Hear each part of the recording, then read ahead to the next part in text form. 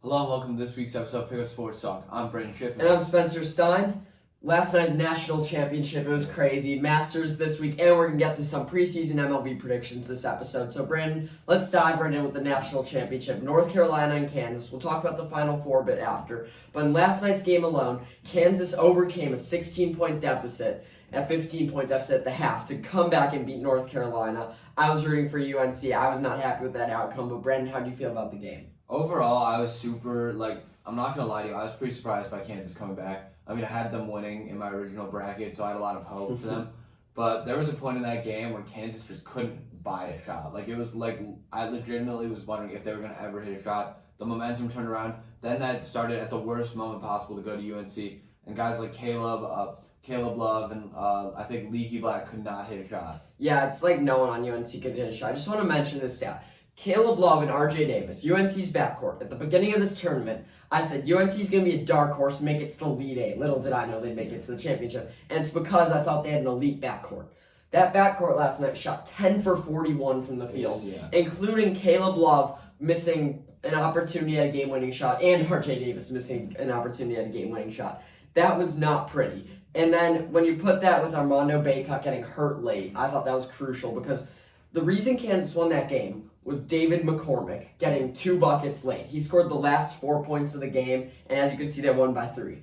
And I don't think that happens if Armando Bacot's in the game. So I think it all comes down to that injury. I actually thought McCormick should have won Most Outstanding Player just for that. Because although Agbaji's been their best player all tournament for Kansas, I thought when you score the game-winning shots in the national championship, in their first close game of the tournament, really. I mean, I know Miami was close till halftime, but I think McCormick should have got it for that reason. So everything seemed to go Kansas's way, and the fact that North Carolina couldn't shoot. Leaky Black had only 2 points on the night, and then Brady Manick on their final play tricked. So I think everything seemed to tilt towards Kansas. I think the most interesting thing about Kansas was, after the game, we watched the game together, there was, legitimate, debates for, 3 or 4 guys that could have won Most Outstanding Player. Because, you think about it, they probably wouldn't have gone on the run without Remy Martin. He's a real momentum guy, and he played super duper well when it mattered most. And he, other than that, for, the rest of the game, he barely played. I was, looking around thinking, why hasn't Remy Martin played the entire game? Because when he's in, they're a different team. You could have also made the argument for McCormick, as you said,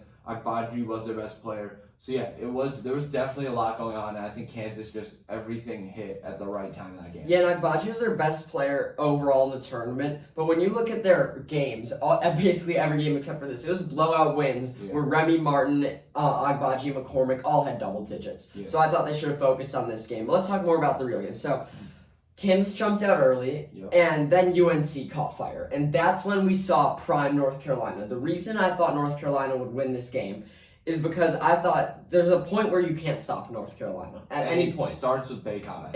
I think it starts with Bacot in the post, and once they got McCormick, had a couple fouls late, they could just keep driving to the post. But the fact that they have Brady Manick that could shoot the lights out and drive, plus their backcourt, and Leaky Black's a decent shooter too, that's when you can't stop them. So that's how they got out to their 16-point comeback. I was surprised Kansas was able to climb their way back in. It kind of shows the resilience of that team. Yeah, for sure. I think coming out of halftime, Kansas had a different mentality about the second half, and they just really went out there, and they played a much more ego-free style of basketball. They did what they knew they had to do. They got the crowd involved. They really hyped themselves up, and it wound up paying off for them hugely. And Jalen Wilson also, which I didn't expect, played very well for Kansas. He had 15. One thing I want to point out that I noticed, I haven't heard anyone talk about this, is that I really like that there were no free throws late. No intentionally foul. Game wasn't dragged out. Kind of ended well. And I think if you watch the highlights, if you didn't see this game, you have to go back and watch it. Because it was so cool. It was a classic. It was definitely a classic. And then when I thought the game was over, and then Kansas stepped out of bounds. On that final play, do you think the ball was going to Manick when he tricked? Absolutely. Here's the thing, right? I haven't seen all too much of Rory Mcilroy. But that being said, I have not seen him run that fast in my life. He was going fast, and his reaction when he fell says a lot to me about what might have happened. Yeah. I think if he got the ball, I'm not saying it was in, but I'm saying if he got the ball, I think he was confident he would have hit the shot. And 2 more things. First, I think, although Armando Bacot got hurt with 2 minutes left, I think they win that game if he doesn't get hurt, just because I don't think David McCormick hits those little sky hooks over him as he did over Brady Manick. Plus Puff Johnson with that 3. North Carolina Caleb Love shot a 3 from like half court, bad shot selection. They got the rebound. Puff Johnson Like shot a contested double clutch 3. Yeah. That was horrible. Then Brady Manick threw it out of bounds, which was bad. And then they got another chance. And on that other chance, Brady Manick tripped, and Caleb Love took a air ball to 3, basically. So that was really bad then by UNC, but I think you can't expect them to make a 3 when everyone's just saying, don't let them shoot a 3 at the very end. Yeah, absolutely. I think Kansas knew what they had to do, and that was don't let the ball in the hoop, and they did a perfect job of that. Definitely. So congrats to the Jayhawks. Bill Self's one of the greatest coaches of all time. He's already in the Hall of Fame. Yep. And this was definitely a season where they stayed the most together. I mean, that's what everyone keeps talking about, is that there were so many teams that I thought maybe were more talented than Kansas. I didn't have them winning it all just because I said at some point they're going to meet a team that is going to challenge them enough to beat them. And all tournament long, there was never a team that was good enough to do that. I do think they had an easy run. Even though they fully deserve it, they had a very easy run. In North Carolina, although they were an 8 seed, I think that was the team that had a chance to stop them. So I think Kansas proved me wrong by beating UNC. They didn't prove me wrong by beating Nova or anyone else for that matter, like Miami. But UNC I thought would beat them because I thought they would put a stop to Kansas. I just, they never looked fully challenged coming into that UNC game. Like in all the games leading up to UNC. And even when they were playing UNC, it almost felt like up until they took the lead, they were always still in it with their heart. They just weren't playing well. And then once they turned it on, I feel like as a team they had a ton of heart and there was a ton of resilience shown. Yeah, definitely. So I don't think we need to talk much about their Final Four game. They blew out Nova. And if you look at Kansas' tournament run, they beat Creighton. They beat a 10 seed Miami in the Elite 8. That was a good game coming in. They beat Villanova. They beat a Villanova team that plays 6 players with their second best player out. So that was a cakewalk. And then 8 seed North Carolina, who is better than the 8 seed. What I do want to talk about is the Final Four game between Tobacco Road rivalry, UNC and Duke. Coach K's final game, Brandon. You could start talking about this one. Yeah, so I don't want to say it was shocking because a lot of people did at UNC. I personally just believe that this Coach K run was never going to end, kind of. So I personally, Duke got upset by UNC. It was honestly, I will say this, it was a great game, and I don't think Coach K could have gone out any other way. It makes sense almost. After that game, I felt for some reason, I was right. Even though I picked Duke, I felt like I've been the one saying, UNC's better than people think, but I was so sure they'd beat Kansas and they lost to them. Duke's a good team. We all know Duke's a good team on paper, but it's their play. They fell short a lot of times all year. That wasn't the case in this game. Yeah. Duke actually played well and were just beat by the better team. And that's the thing with North Carolina is they're an 8 seed, but it seems like they're always the better. They seem to me like they can't always hit their ceiling. North Carolina hit their ceiling at the right point in that game, and they really turned it on. And it wasn't that Duke was outplayed or outcoached. Mm-hmm. It was just it looked like UNC just had the better day. That game could have gone either way if you played it in a series. Yeah, and I think it all comes down to Caleb Love. He scored 28. He hit a huge 3 late and hit all his free throws. Here's what I want to ask you though. Now that Caleb Love, people are starting to ask about his draft questions. Mm-hmm. Do you think can be efficient in the NBA, or is he just a volume scorer? Because now we've seen him score 28. We've seen he scored 27 in the second half against UCLA because he just kept shooting. I told you, he's had the most confidence I've seen out maybe anyone. But then you see a game like last night where he goes 5 for 24. So, do you think that's reliable in the NBA? I mean, a lot of good college scorers struggle in the NBA. That's not a secret to anyone. I think that there are some guys, though, who it translates and they honestly wind up being better in the pros. That could be Caleb Love. I think there's potential for him to be a slightly more efficient scorer in the pros. With that being said, that's really up to chance. That's up to his confidence when he gets to the league. You always compliment his confidence. Does that stick in the league or does that dwindle down? Who knows? And also, in high school, there are worries about him because he was a volume scorer there. He just kept shooting. Yeah. But that's the thing about Caleb Love. Let's shift over to Duke a little bit more. Paolo did have 20, he carried the load for Duke, but no one else except Trevor Keels also had 19. Yeah. No one else had more than 10 for Duke. So I think late it all came down to North Carolina was more clutch. Yeah. And I don't think that's something we can blame on Coach K. Coach K, now that the career's over, I don't think there's much more to say except he's the GOAT. Mm-hmm. Yeah, the legacy speaks for itself. You don't even really need to get into that. With that being said, Wendell Moore did have a decent game. Mm-hmm. I'm not saying the best, but he really showed a lot of leadership past just what his stat line performance did. I could tell that he was the heart and soul of that team for the entirety of their run. And I think it's fair to say that although Keels had 19 and Mark Williams had 10, didn't play bad, those two somewhat sold the game. I'm not gonna say sold the game, but they had opportunities late, like North Carolina did in the national championship last night. First, Mark Williams misses both free throws. That was tough. That was pretty tough, and there's nothing more, like, I don't want to put him down while they're here. People miss free throws, but come on, like, if he makes those, they're still very much in this game. Then Trevor Keel's down 3, not only doesn't shoot a 3, which is somewhat reliable, even though there were 10 seconds left, but he got fouled before the and one. Do you think that was a bad call? I don't. I mean, like, college doesn't have continuation rules, or at least it's not enforced the same way the pros are.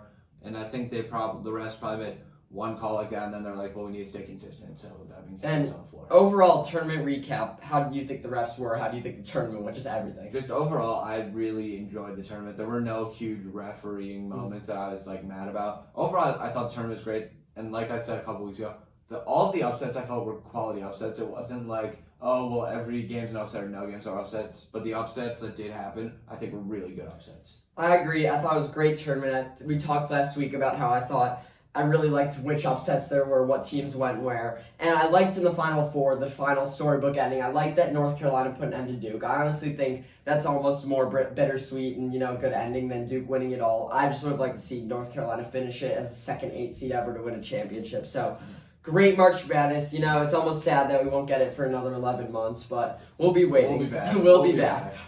Before we get to a lot of predictions in the MLB and for the Masters, I want to quickly talk about a trade in the NFL yesterday. It's not a player trade. It was that the Eagles traded the Saints, the 16th pick and the 19th pick in this year's draft. They have both, and a 6th.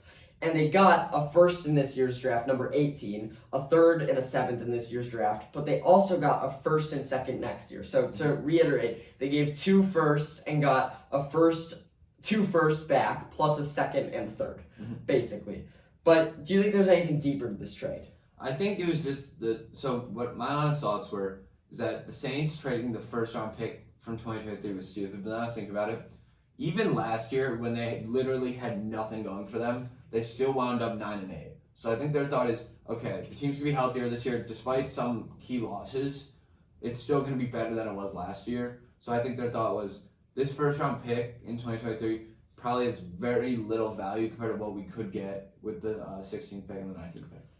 This trade, I think the Eagles won it, definitely, because they're getting 2 firsts and a 2nd for 2 firsts. But it tells us so much about both these teams. What it tells us about the Saints is that exactly what you said. Last year, they made the playoffs, I think, with a horrible team. This year, they're going to have Jameis Winston healthy. They're going to have Michael Thomas back. They now have 2 first-round picks.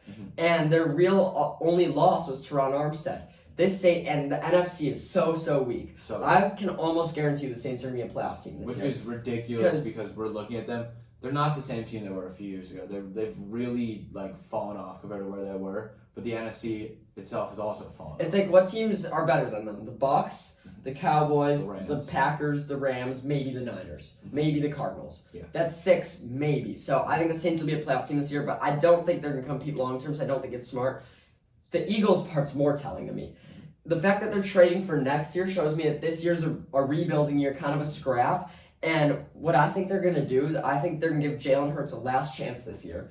And I think Howie Roseman, the Eagles GM, is banking on him failing. Because I think this sets up for a quarterback to be drafted in 2023. This year's QB class is weak. He didn't have any free agents out there, someone he wanted to trade for. He's thinking ahead when C.J. Stroud or Bryce Young is going to be in that draft. Jalen Hurts, who knows? Maybe he's an MVP this year. They keep him, and then they have 2 draft picks in the next year to build around him. But I think they're thinking that Hurts is probably not going to be what they want this year. He's a fan favorite. They won't upset the fans. They'll let him prove that he's bad and then build a good team. And the NFC East, I don't know if it seems to be improving.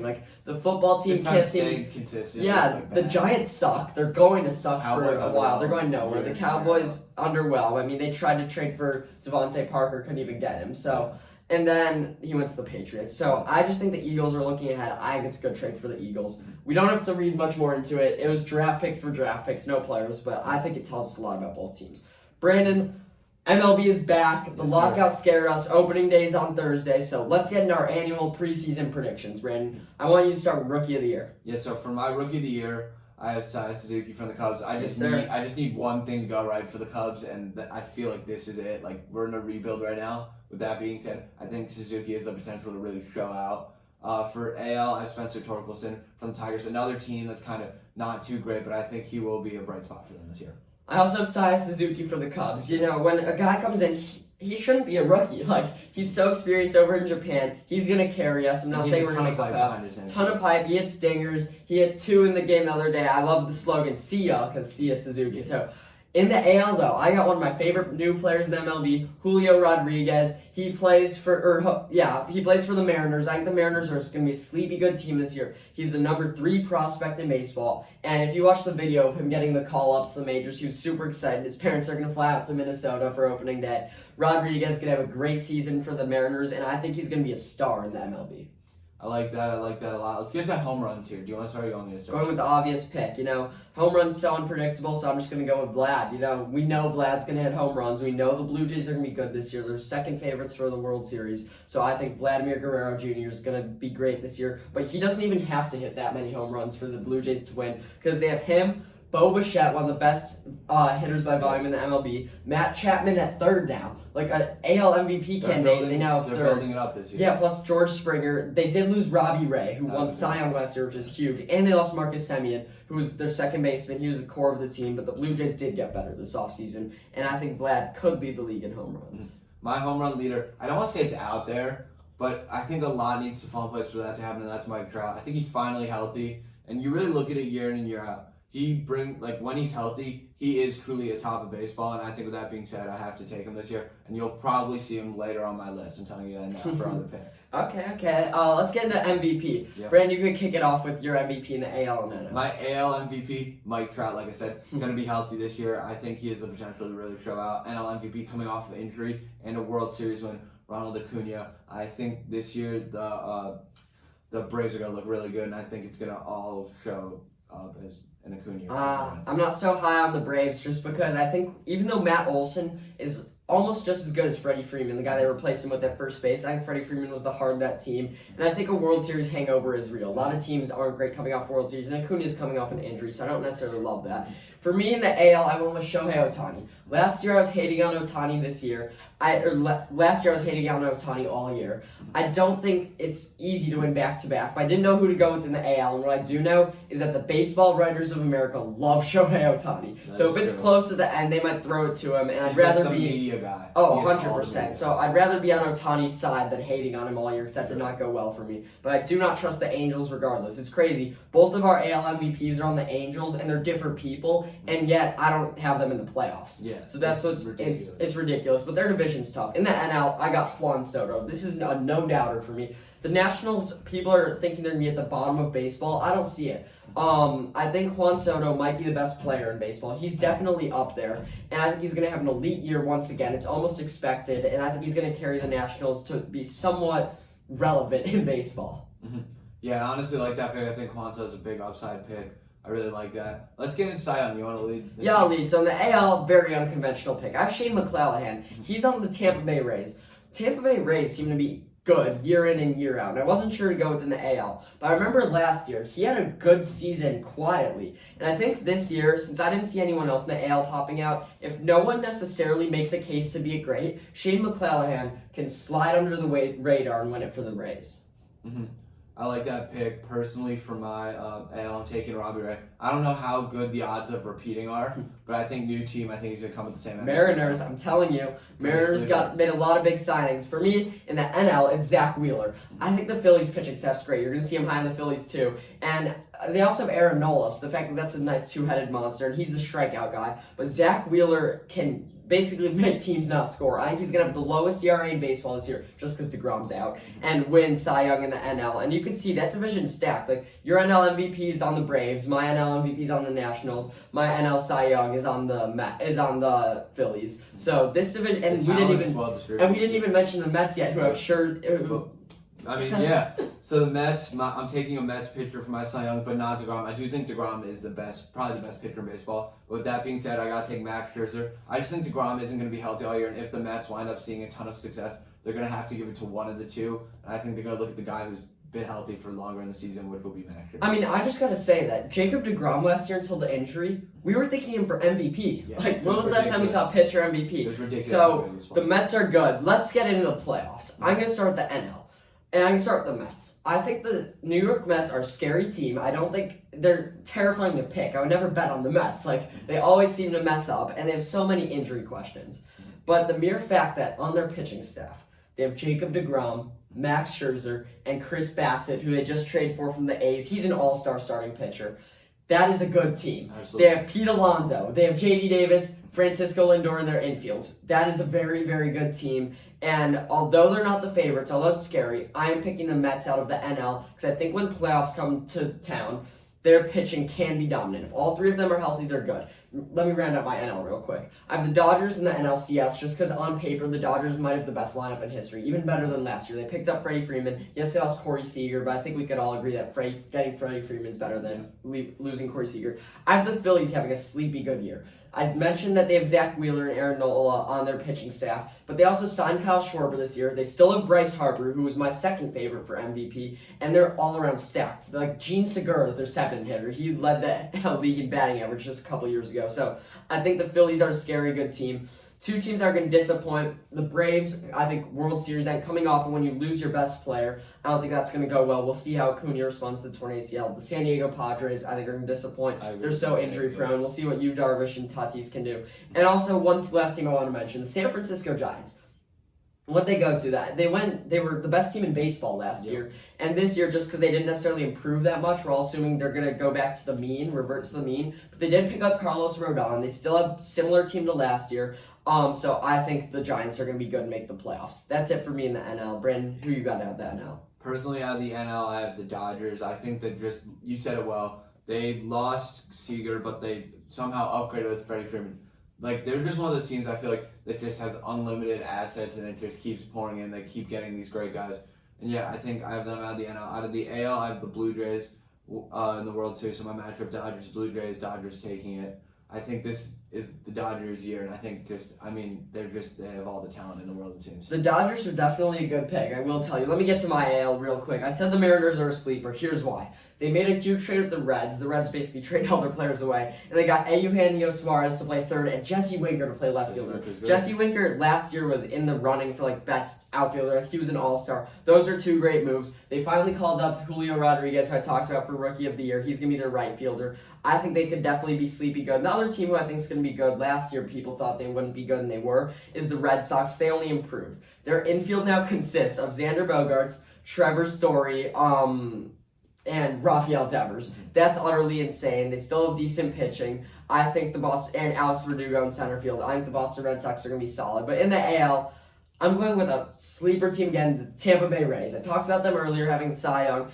I think every year the Rays are good no matter what they do. They just trade away Austin Meadows. You don't normally see a team trying to compete, trading away some of their best players, but yet the Tampa Bay Rays can do that because their farm system is so good. They're like the opposite of the Oklahoma City Thunder. Like, the Oklahoma City Thunder trades away their players for picks and then is bad, whereas the Rays trade away their players and stay good. It's weird. It's so weird, and they're going to do that, but it's kind of hard to pick them, I will say, over the Blue Jays. I have them beating the Blue Jays in the ALCS. As you mentioned, the Blue Jays are just so good all around. Mm-hmm. They have so many players. I just think they're a little young, but they're definitely could be a dynasty in the future. Also, shout out to the White Sox. I couldn't pick them there as a Cub fan, but the White Sox are going to be very good this year. I have Mets over Rays in the World Series. I would not put any money on that, but just imagining Jacob deGrom and Max Scherzer pitching for the same team, that almost feels like an automatic 2 wins in any series. Yeah, for real.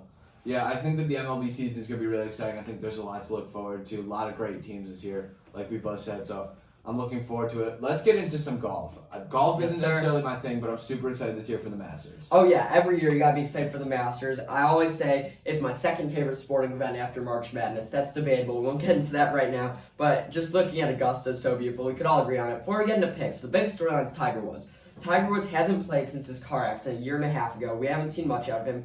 And he might play. We finally see him practicing out there. It's exciting. Tigers, do you think he's going to play first off? I really hope so. I think that it's been a while, and everyone likes to see Tiger out there. He's just a great guy and a great golfer. Everyone wants to see him compete. I think he's going to. He has that competitive spirit. He looks healthy out there. And you know what's great about this is that he could play poorly and no one will care. Exactly. Everyone just wants to see Tiger out there. You rarely see that, and that's how you know you're so beloved by your whole sport. He might be the GOAT of GOATs. He might be the greatest of all time in his sport. Him and Gretzky, I think, are right up I was there. gonna say Gretzky's pretty much undebated in his sport, which is so rare, and then you've Tiger's just universally loved and just an all-time great. So yeah. Definitely, but I don't necessarily think he'll play well. But it won't matter. I just want to see him. Brandon, I want you to give me a winner, a bust, and a top 10 sleeper. My winner, Justin Thomas. I think this year he's gonna perform well at the Masters. My bust, and I don't want to say this as a bust. I'm just saying I think it's Scotty Scheffler. I just don't think he can continue to perform to his level. I'm not wishing like a downfall on him, but I think that this could be his downfall. Sleeper, Sam Burns. I think Sam Burns could potentially have a really good outing. You know, you rarely hear me say this about your golf picks, but I actually really like those. I pick Justin Thomas almost every year. This year I decided to switch things up, but I think that's good. And I also think Scheffler's not going to do great. I talked about him last week. He's the world #1. He's won 3 of the last 5 tournaments and gotten up to first place. But I don't think he could keep it consistent for the Masters because everyone's there and everyone's trying to win. So I don't think he's going to play poorly. I'm rooting for him, but I don't think he's going to win it. My winner, I have Collin Morikawa. You know, he's been one of the most consistent golfers over the past couple of years. He's won a major. He's been there before. I think he could genuinely play really well and go in and win this. So I have a lot of trust in Collin Morikawa. My bust, I think I said this last year, Rory Mcilroy. He can't win the Masters. Like, he's won the other 3 majors, and he never seems to perform well at the Masters. I don't know why he's up there in odds, probably just the name value. And to me, he's not played well in the last few years. I mean, he was supposed to be the next big guy in golf in 2011.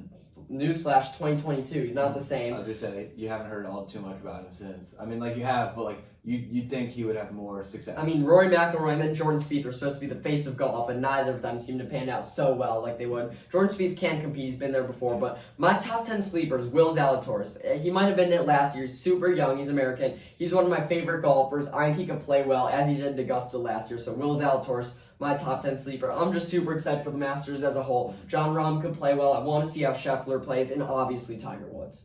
Yeah, I think there's a lot to look forward to at the Masters. I'm super excited to tune in. Yep, so thank you guys all for listening. MLB season, Masters are ramping up. NBA playoff push. We'll be getting into more NBA next week, plus the NFL draft soon. Yeah. So really exciting time in sports. March Madness was great, so sad to see that end, but happy for the Jayhawks. Thank you all for listening. So hit that subscribe button. Tell your friends about us. Yeah, thank you.